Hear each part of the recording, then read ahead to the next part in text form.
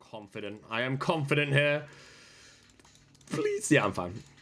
This is called calculation, my friends. Only good RuneScape players can know the exact time they're going to get hit by Venom, which might be the same tick I drink this damn pool. Why?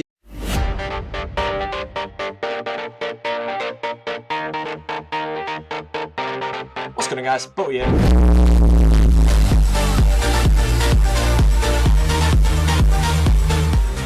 Alrighty, hello there. Okay, sorry that this video took a while. Killing 1000 Vorkath. I'm gonna say I did some small miscalculations on how many I could kill per hour. And then I also, I guess, did some miscalculations of how much I was actually going to play over the past week or something. Now, when I actually uploaded that 1000 Rune Dragon video, which is my previous video, yes it was, I actually already started my Vorkath grind. I just hadn't actually edited the Rune Dragon video yet, so that is before that video releases when I started this grind, and I finished it about 35 minutes ago. I've just done editing the video, and now I've got to do the commentary over it. But I didn't really play as much as I thought I would, and then I miscalculated, thinking that I was killing around 25 to 30 Vorkaths per hour, when in fact I was probably killing around low 20s. So maybe not the biggest miscalculation, but I think I was thinking I was killing about 25 an hour or something, when in fact I was killing probably about between 19 and 22, 23, depending how many times I potentially died. Now, I'm happy to tell my YouTube audience that I didn't actually die a single time. Like, I'm actually maybe gonna make a new hardcore just to do Vorkath, because I didn't actually die. Like, you can look at so many clips of me on low hit points all the time. Everything was calculated. Everything was beautiful. I love this boss. Like, I knew that the range max hit was 32.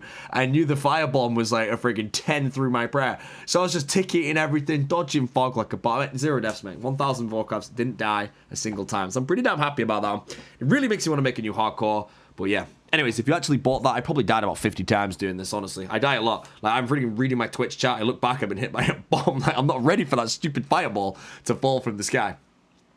But the grind is done, and it was very enjoyable. It was nice to kind of step away from what I've been doing for the past while. Like, I've been playing Iron Man and all that, and I don't play boaty much. And one thing that I really, really would like to do in 2018, when I'm finding time and stuff, is I'd like to commit some time to this account, where I actually just do grinds like this. And because I wanted to do this for a YouTube video, I think getting 1000 kills is great information for you guys. You guys can sort of understand how much GP an hour you're actually making killing this boss. And then you can obviously just take, like I said with the Rune Dragon video, you just take how many kills you do per hour minus your supply costs. I don't have a clue my supply costs. I really do not. So I can't put that into my profit here, but I can give you the average drop, which is at the end of the video. I see comments all the time. If you want to skip to the end, like literally skip to like the 10 minute and 1 second point, and I'm probably at the price check. This content in the background is just sort of showing you the progress throughout. You know, most of it's Vorkath heads and the occasional drop here and there. And there is one unique as well, which will come up, which is quite nice. So, yeah. But the grind was fun. I really enjoyed Vorkath. I'd say I enjoyed the boss a lot more at the start of the grind than at the end. After killing 1000 of them, I was getting a bit sleepy, you know. I was like, you know, I can't really grind this thing friggin' 12 hours a day anymore. I kind of need to slow this down a bit and chill out. But I really enjoyed it. I don't think I'll be stepping back to Vorkath anytime soon. I don't really have any interest in getting the pet. I do know I will be getting the Assembler on Peckish Whale in the Infernal Cape from Scratch series. I'm also not 100% sure if I can do it, but I'm going to look into if Dragon Slayer 2 is possible without overhead press, because then I can get an Assembler on Old Boaty. So when I do return to that account, I don't have to do the Fire Cape anymore, or I could have both, which would be pretty sweet. The only problem is I think if I die with my Assembler in the wilderness, I think I do protect it. Because it is obviously untradeable, the actual Vorkath head. I'm not too sure, but I'll double check that, because if I'm dying and losing them, I definitely can't do it, because I only have to kill 50 on Old Bodhi. I can tick-eat the whole kill with Guthix Rests or something, so I should be completely fine to actually get the 50 kills without overheads. And I reckon that'll be quite fun, actually. I'm kind of looking forward to that. That's the Dragon Bone necklace, though. That is the, spoiler alert, only unique we got throughout, apart from Dragon Bolts and such, throughout the entire grind. 14 mil in the price check. It didn't sell for 14 mil. Just, I wish it did. But unfortunately, I do believe that that necklace doesn't have too much use in the game. But it was very nice to actually get it. It's a 1 in 1,000 drop rate. So I killed 1,000. I got 1 unique, which was 1 in 1,000. So that's quite nice. Very nice for the GP as well at the end. Like the GP an hour, I can kind of work out how it's going, because statistically, you should get 1 Dragon Bone necklace if you kill 1,000, you know, just because of how the statistics will work. But even without that, we can work out the actual GP per hour just on the actual kills, because they do have some very, very generous drops. It's very similar to Zulrah. 2 drops per kill, resource drops, quite nice ones, some good alks in there. So the profit per hour is very nice based on those drops. And you don't need a Dragon Bone necklace to make money. It's a little bonus on the top, which is basically a topic of a video I recorded earlier today, but I was kind of scared to upload because it's very controversial. I don't know yet if I'm going to make it, but talking about it now probably means I'm just going to suck it up and just get it on YouTube. I'll take the criticism, I'll take the hate. It's a topic I think needs to be addressed ASAP for the longevity of the game, and I think I'm in a stage where, in all honesty, I'm just scared I make the video and then Jagex watch it and then go and implement everything I say into the game. I will be crucified. Like, I will actually be staked into the ground on a sunny day or something. You know, it'll be horrible, so I've got to be a bit careful about that one. So, yeah. That's me getting 6 hour locked in the middle of a kill. So, yeah, that's fine. But anyways, price checks are coming up in a moment. But yeah, Vorkath, really enjoyable boss. It's like I said, it's nice to step away from Iron Man grind for a bit and just do something completely brand new in the game, and I thought 1,000 Vorkath was a good one. It gets me a YouTube video. It gets me motivated to do YouTube because I'm doing this 1,000 kills. One, to make money in game because I'm poor. Like I said, I have a twisted bone. That's about it to my name. I need to get Ancestral, Arcane, all that stuff, which I also have, in the bank. So I thought 1,000 Vorkath, the drop tables are going to be quite good. It's going to be nice, and I can make a YouTube video of it, which is pretty good. That was kill 1,000, though. That's not even staged clip. I didn't know my dots were going to run out, and then I ran out of food, and I was like, I'm not teleporting out and kill 1,000. I will get this kill. But if I had died there to that acid attack, the little the poison attack, that can hit through prayer. So if that had hit a 2, I would have double deathed my 1,000th kill, and that would have been hilarious, I think. I probably would have just bought the stuff off the G, though. Or just done another kill, I think. But yeah. Anyways, this is the final tab. It looks beautiful. It looks beautiful, and I quickly just price checked what the absolute bare minimum you're going to get in drops are. I guess is kind of an irrelevant price check with something like Vorkath because it's not going to happen. But that's sort of what you're expecting to get as the bare minimum. And then everything else can fluctuate quite a bit. I'll have a tweet in the description, which is a tweet to somebody else who also did 1,000 kills. So you can actually compare the 2 tabs and kind of see approximately how things go. I think he made a bit more per hour than I actually did. Not including my deaths, of course, but just general drop-wise. So there's another one there which may skew your drops up quite a bit when I do the final price check and sell everything in the Grand Exchange. Again, I had a couple comments on my Rune Dragon video. Why do I sell things in the Grand Exchange for 1 GP or below the actual market price? The true reason is 1, impatience, and 2, if you sell an item on the Grand Exchange, it will always go to the highest buyer.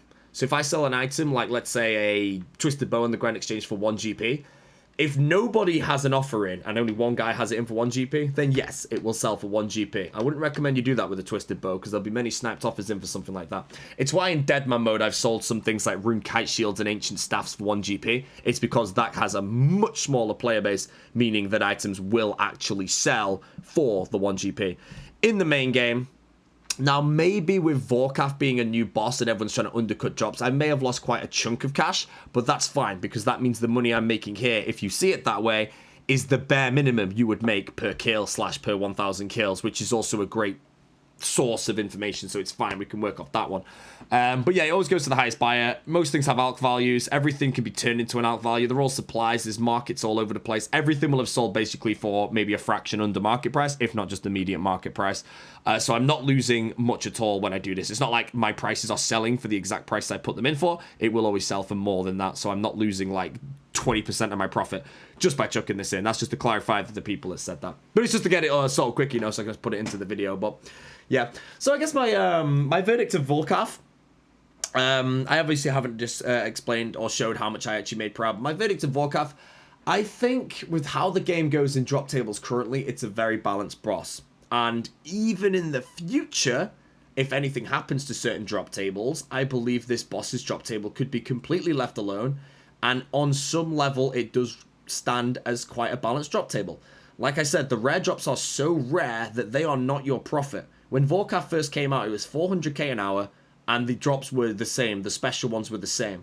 But they don't have any value because they're not very good. They're not best in slots. They're just like niche items that aren't really overall weapons that you can just take everywhere in the game.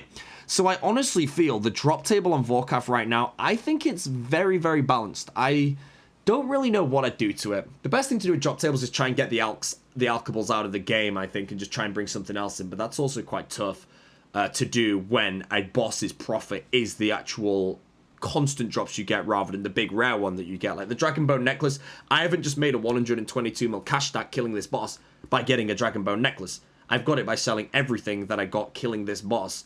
And the Dragon Bone Necklace hasn't even sold yet. It's still in the Grand Exchange, if you see where I'm coming from here. So, it's quite a nice boss. I enjoyed it. Quite mechanically enjoyable to do. I'd say it's a bit easier than Zoro. You can AFK at times. You can tiki everything, which is nice. You can look away. You can get distracted and die immediately. And I truly believe that I like the punishment this boss can deliver. Where if you do actually lose concentration for like literally 2 seconds, or you look away for 2 seconds, you look back and you die. And you lose 100k. And I think that's built really well. So I really like Vorkath. It's behind decent requirements as well. Again, I do all my kills in the best gear possible. I died around 50-ish times making this video. A lot of those are because I just look away from the screen. Like I died 3 times today just typing in Twitch chats. Because I'm trying to type in a Twitch chat at the same time as killing Vorkath. You know, you can't, well, you can do it, but you die, you know. I died so many times due to stuff like that, but it's all good. The video's done. 1,000 Vorkath kills. Very happy that it's done. So, yeah. Anyways, I will be jumping back onto my Peckish Whale Infernal Cape from scratch now. The next video for that will be... I'm currently working on an RNG goal, so I guess it's when that decides to pay out. So I'll see you all in friggin' 2019 when I finally manage to get this item. 136 million GP, though. Approximately 136k per kill, per drop, which is quite nice, quite balanced. I like it. Good job, Jagex. Hope you enjoyed the video, guys, and I'll see you all in the next one.